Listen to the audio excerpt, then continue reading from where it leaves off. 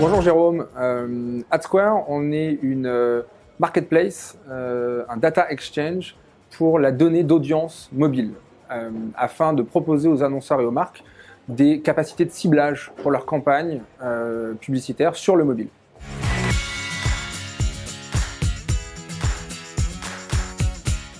Alors oui, les alliances qu'on voit émerger, évidemment en France désormais avec Gravity, initialement la place média Audience Square qui était effectivement des premières initiatives d'alliance et de coopération entre différents publishers. En Allemagne, des alliances sur la donnée loguée également, sont des initiatives qui sont très fortes, qui sont des signaux très forts, qui signalent bien, qui montrent bien que le marché a besoin de scale face aux GAFA.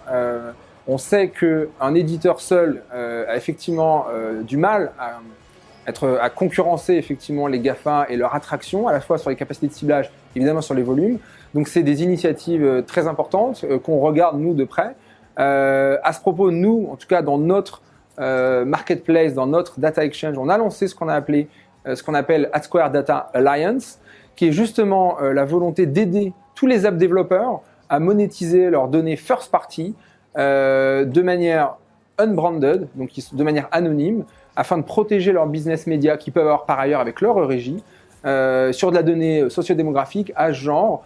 Et donc cette alliance, qui est donc une taxonomie, une liste de ciblage possible dans la plateforme AdSquare, permet à tous les app développeurs désormais de monétiser leurs données de manière sécurisée et en protégeant leur business et leur audience, sans rajouter de pression publicitaire sur leur environnement applicatif et sur leur audience.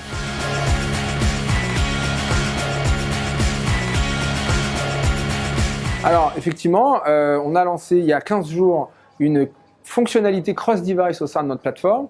Et donc ça fonctionne de la manière suivante. L'annonceur, le trading desk de l'agence ou l'annonceur va créer une audience et va qualifier donc des Mobile Advertising ID, va qualifier des identifiants mobiles et ensuite va choisir son partenaire pour faire le match entre le device ID, le mobile ID et le cookie. Donc on travaille avec Tapad, Drawbridge et bientôt Crosswise. Donc on va être neutre là-dessus, on va être agnostique.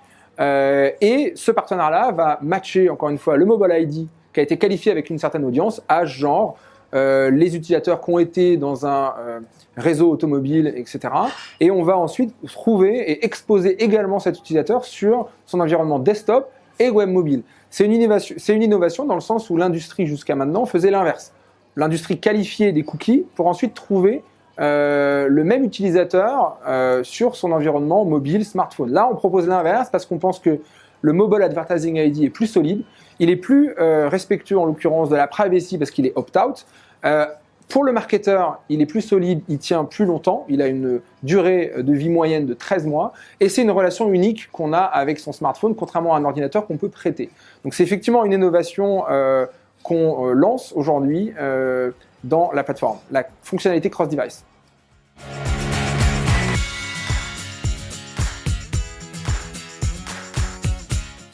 Oui, tout à fait. C'est un sujet très fort en ce moment, en Europe et aux États-Unis également.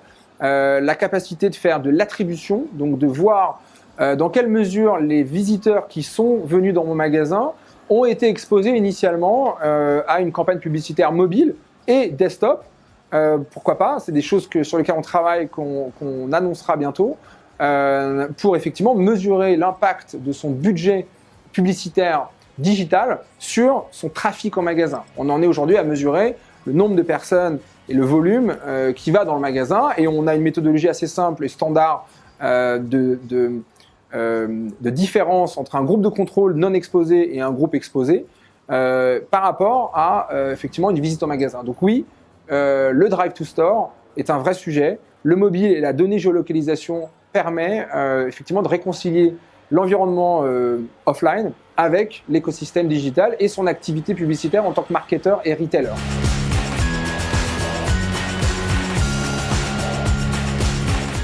Bien sûr, oui. Je pense que tous les marchands, tous les retailers aujourd'hui ont ce sujet sur la table. Comment exploiter leurs sorties caisses et les lier à leur activité média et d'acquisition.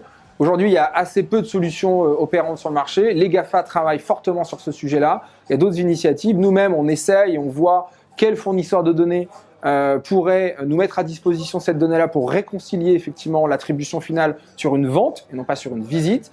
C'est les gros chantiers à venir dans notre industrie. Et oui, c'est un sujet passionnant, la réconciliation offline et online.